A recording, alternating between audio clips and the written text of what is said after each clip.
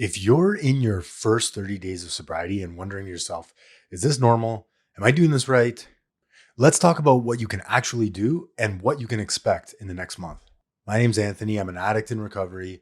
Came into recovery at 23, 10 years ago. I relapsed after 8 years sober, and now I'm an addictions counselor, giving the message that was passed on to me back on to you. If you're just trying to get sober or you're constantly relapsing and you're wondering, what the hell am I doing wrong? This video is for you. We're going to break it down week by week: cravings, sleep, anxiety, what to expect, social stuff, and what you can actually do each day to stay sober. Quick disclaimer, I'm sharing lived experience. Although I am an addiction counselor, I'm not a medical doctor. And if you're physically dependent on alcohol or drugs, you need to go to a doctor and get detoxed properly and safely. Why are the first 30 days such a big deal? This is where most people relapse. They start over and over again. And they can't figure out why. Your body and your brain are coming off of something they haven't been without for a long time. The goal of the next 30 days is not to fix your whole life, to feel amazing every day. The real goal is to survive those intense cravings without having to pick up, build tiny, simple routines that make the next day easier, and to show your brain that you can live without alcohol. If you've been drinking heavily, you should see a doctor before detoxing on your own. Alcohol withdrawal is dangerous and lethal. So before you quit drinking, you will feel anxiety. You will miss alcohol. This is all totally normal. I want you to shift your mindset from I have to figure out the rest of my life sober to I'm just not going to drink today. I'm learning how to do today without drinking. All right, so days 1 to 7. This is a typical experience. So from a physical standpoint, restless sleep or weird dreams, sweats, shakiness, low energy, upset stomach, changes in appetite. From an emotional standpoint, there's going to be a lot of anxiety, repetitive thoughts, mood swings. You could be hopeful in the morning and then everything is coming to a screaming halt at night. I remember my first night in this third rehab that I was at. I had these crazy thoughts of my wife dying on the way home from dropping me off and there was going to be no way for them to tell me because I was in rehab. Just these crazy thought loops in my head. And I was convinced. I was like, what if she died? Scary stuff. All totally normal. Talk about it. Get it out there. It'll lose its power as soon as you get it out. And it's not ruminating in your head. So most important thing is to focus on the 24 hours ahead. That's it. Don't think about tomorrow. Don't think about next week. Don't think about staying sober at your cousin's wedding or your wedding. Can I get through today without a drink? Or even better, can I get through the next 15 minutes without a drink? Drink lots of water, electrolyte drinks. Try to eat something even though you're definitely not going to be hungry. Blood sugar crashes make cravings way worse. I want you to simplify your life this week. You might have to say no to some optional social events. Keep your schedule basic. Sleep, food, movement, support. And when a craving hits, pause, breathe, and delay. Tell yourself things like, I can drink tomorrow if I still want to. I'm not going to drink today. Change your state. Get up, go for a walk, take a cold shower, call a friend. Do something else. Get your mind off of it. So week 2, days 8 to 14, you might think, I'm feeling better. Was it really that bad? It wasn't that bad. I was overreacting back. It's not that bad. I was overreacting. Cravings can be more psychological than physical now. Boredom hits extremely hard. You'll find that when you quit drinking, you have a lot more time to do things. Now that you're not going to the liquor store all the time and trying to find ways to fund your escapades. People might now start asking you, why aren't you drinking? Fucking weirdo, right? My favorite thing is when someone offers you a drink in recovery, no, I'm good. I'm just not drinking today. Most of the time people will leave you alone, but if they need to know and they just won't leave it, might be good to give them a little bit of a taste of what it's like, what happens when you drink. And maybe it's time to be honest. For me, if I pick up that drink today, I'll end up smoking meth again on your couch, crashing your wife's car into the garage, then calling you and asking you to bail me out of jail. Usually that shuts people up. Be aware of the brain negotiation. So maybe I'm not an addict. Maybe I'm not an alcoholic. Maybe I can have beer instead of scotch. Your brain is going to continually try to trick you into drinking again because your addiction wants you dead. Let's be honest. This is where you can start introducing one of my favorite tools, HALT. Hungry, angry, lonely, and tired. Do not make decisions when you are in one of these phases or states of mind. Whenever you have a craving, ask yourself, am I hungry? Am I lonely? Am I angry? Am I tired? This is where you should start to build a support system. I mean, you can really do this from the beginning, in my opinion, but something like Alcoholics Anonymous, Narcotics Anonymous, Cocaine Anonymous, Smart Recovery, right? Doesn't have to be 12 step. I know a lot of you out there are like, fuck you, 12 step, you old white bastards. It's to each his own. Listen, I'm not going to stand here and tell you there's only one way to recover. Alcoholics Anonymous does not have a monopoly on recovery. Find your way that works for you, that you like, and that keeps you sober. You need a community of like minded people who are sober because they've gone through what you're going through. And they can better direct you, not your mom, not your sister, not your cousin. All right, days 15 to 30. Some of your energy is going to start to come back. Brain fog may start to slowly lift. You might be able to start seeing things clearer. You might get some random strong cravings out of nowhere.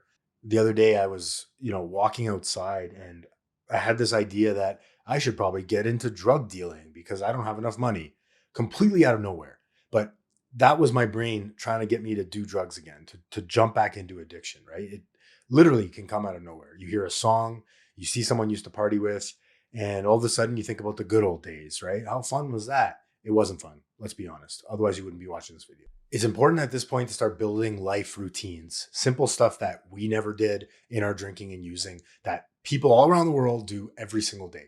Making your bed, going for a walk in the morning, calling a friend, cooking yourself 3 meals, brushing your teeth. God, when I was on Vyvanse for a long time, I went 3 days sometimes without showering and brushing my teeth, and I didn't even notice it. I abused Vyvanse, by the way. I don't have ADHD. If you're a spiritual person, I highly recommend introducing prayer, meditation in the mornings. I do journaling and meditation, getting out all my thoughts. I do 3 pages every single morning of just whatever's on my mind. Doesn't need to make sense, doesn't have to mean anything, doesn't have to be perfect. I just do it every morning, and I find that it clears my mind and allows for more positive thoughts to come. Then at night, reflect on your day. What went well today?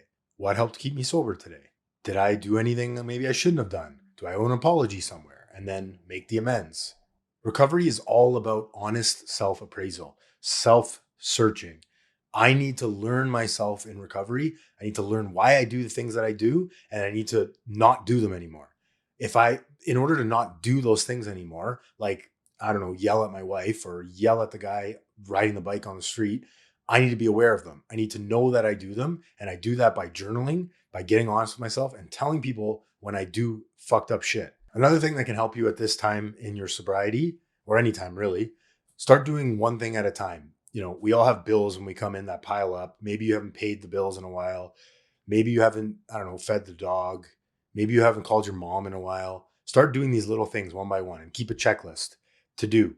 Simple things. And get that dopamine rush of like, yeah, I did that today. Good job, Anthony. Way to go. This is huge. Give yourself a break, right? This is hard. It's not easy to get sober. Start to notice the conversation you have with yourself, right? Oh, you fucking idiot. Replace that with, I'm just doing the best I can and I make mistakes. I'm a human being and I make mistakes from time to time. Get that vocabulary of, I'm a bad person out of your head. It's not going to help you at any point in this journey. All right, common traps that you will encounter in the first 30 days. I feel better now. I'm going to drink normally. I can just have one. Oh my God, I hear that all the time.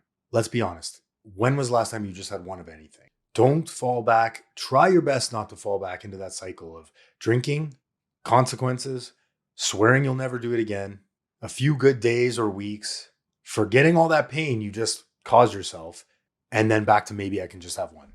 You're probably feeling better now because you've removed the substance, not because you can drink normally again.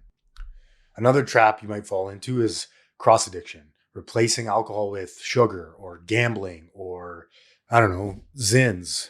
Watch out for this stuff. Shopping is another one.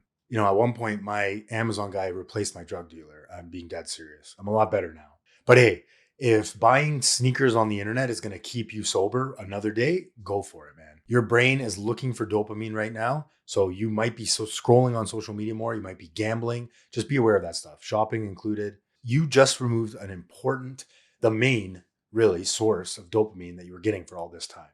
Be aware of that. Trap 4, all or nothing, right? We are very black and white thinkers. I missed a meeting. I suck at this. What's the point? I ate terribly last night. Might as well go drink. You can mess up your day without throwing away your sobriety. Just get to tonight. It's progress, not perfection. All right, I'm going to walk you through a quick template of a day, if you will, in recovery that's going to be beneficial for you. Wake up, drink water, hygiene routine, make your coffee, read recovery literature, journal, pray, meditate, say something out loud like, today's going to be a great day, or I'm choosing not to drink today. I will reassess tomorrow. If that sounds stupid and, I don't know, hoaxy to you right now, just try it. What do you have to lose?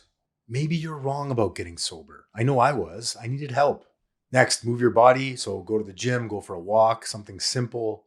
Doesn't need to be a 2-hour thing at the gym where you're lifting with all the bros. 5, 10, 15 minutes on the treadmill, anything, bike, whatever. Move your body.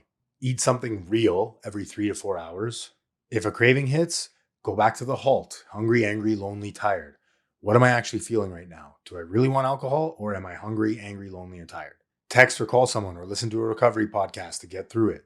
It'll always pass. I promise you. This too shall pass. Every craving will pass eventually. But you have to do something about it. You can't just sit in it and will your way through it.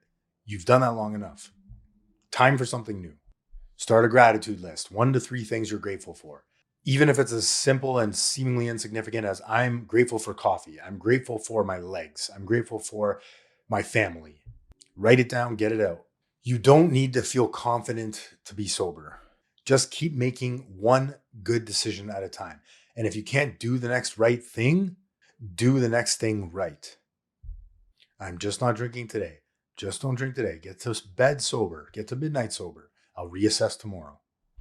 And if you're like me and you've relapsed 1,000 times, you're not alone. As long as you're still alive, there is still hope. As long as you're still alive, there is still hope for you. Keep trying. Don't give up. If you keep relapsing, maybe you need a new plan. Maybe you need to ask somebody else for help and then follow the direction. I want you to drop your sobriety date in the comments. How long you've been going for. Tell me how your day is going. Check in with me. Recovery is simple, not easy. I've been doing this for 10 years and I'm anything but perfect. I fuck up all the time. But what I don't do today is pick up a drink or a drug. And I pick up the phone before I take that drink or drug. Most important thing. Hardest thing, most important thing.